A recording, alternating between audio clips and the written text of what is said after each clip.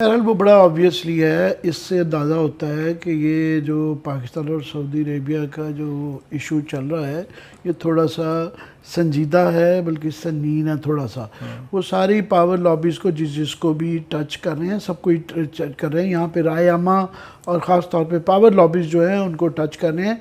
कुछ ख़बरें जो हैं वो पब्लिकली आ रही हैं, कुछ ख़बरें नहीं आ रही, पर वो तकरीबन तमाम गवर्नमेंट, अपोजिशन और उनके जो ट्रेडिशनल अलाइज़ हैं जो उनके साथ हमदर्दी रखते हैं। एक हम खबर दे चुके हुए हैं कि ताज रफी साहब एक पूरी उलमा की एक जत्था लेके वहाँ पे मंगवाए गए हैं, तो उनके जो जो हमदर्द लोग हैं उन सब से वो बातचीत कर रहे हैं ताकि अपने राह में हक़ में राय को हमवार कर सकें।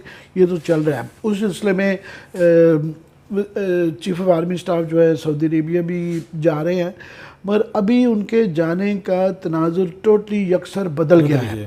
पहले तो वो जो पाकिस्तान और सऊदी अरेबिया का जो मामला चल रहा था उसमें ज़्यादा जो प्रोवोकेशन जो शुरू हुई वो आपने इशारा दिया था नवंबर में।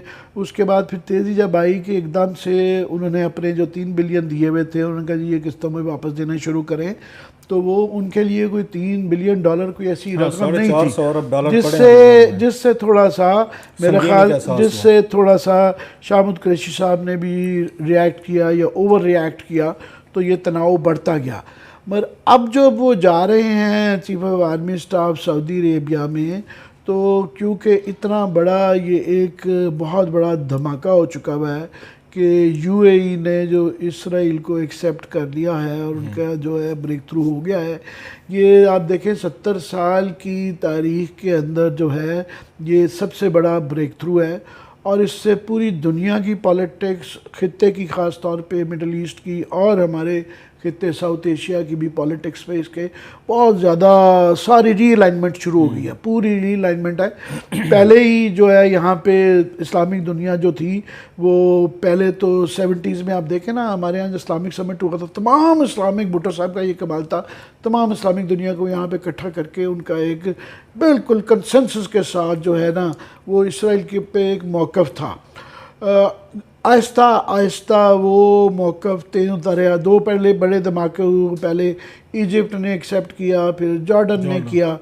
अब ये जो बहुत बड़ा यूएई ने तो एक्सेप्ट किया है, मगर ये पूरा जीसीसी का गल्फ़ का एक ग्रुप है।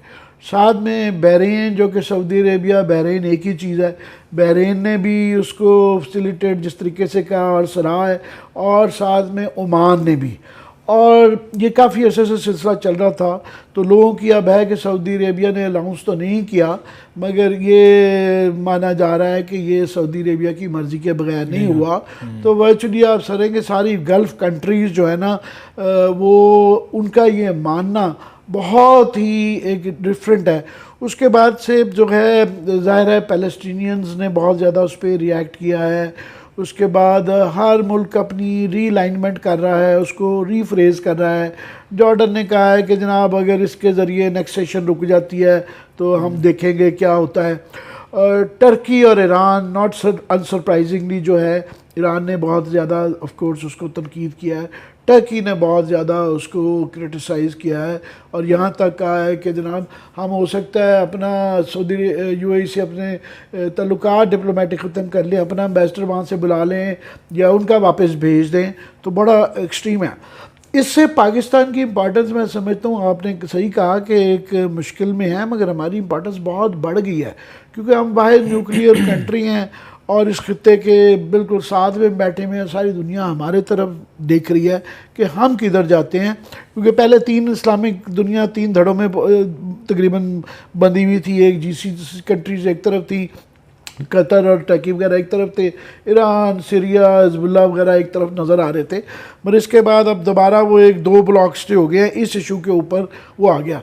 हमने पाकिस्तान ने बड़ी एक दरमियानी सी पोजीशन, दरमियानी रास्ता इख्तियार किया है। बस दरमियानी रास्ता हमने ये इख्तियार किया है कि हमने ये भी अपना जो ट्रेडिशनल हमारा स्टांस है वो पैलेस्टीनियन पे ये है कि सेल्फ डिटर्मिनेशन का राइट जो है ना उनका बिल्कुल होना चाहिए, क्योंकि हम वो एग्जैक्टली वही है जो हमारा कश्मीर में है। सो अगर हम उनके सेल्फ डिटर्मिनेशन राइट के अंडरमाइन करते हैं पैलेस्टीनियन के, तो हमारा कश्मीर का भी केस उसमें सारा बैठ जाता है कि भाई साहब आप फिर ये हक़ खुद इरादियत कश्मीर में क्यों मांगते हैं अगर वहाँ से आप हटने हैं। सो हम उस पर से हट नहीं सकते।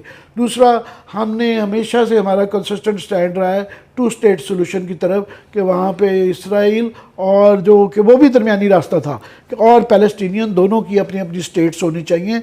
तो हमने कहा है ये वाली, साथ में हमने कहा जी हमारे लिए बड़ा इंपॉर्टेंट है, हम देखेंगे सुनेंगे कि पीस रहना चाहिए उस खित्ते में। ये देखते हुए हमने यूएई को कंडेम नहीं किया, कि हमने मजम्मत नहीं की, कि कहा उनकी हौसला अफजाई भी नहीं की मगर मजम्मत भी नहीं की। और उसकी मैं जो है ऑब्वियस रीजंस हैं कि हमारा क्योंकि यूएई और सऊदी अरेबिया पे जो है वो एक बड़ी हसास किस्म का ताल्लुक है, डिपेंडेंस भी है, म्यूचुअल डिपेंडेंस है हमारी, कि ये हमारे लिए बहुत बड़ा ड्रास्टिक फैसला होगा। अब बात कर लें मैं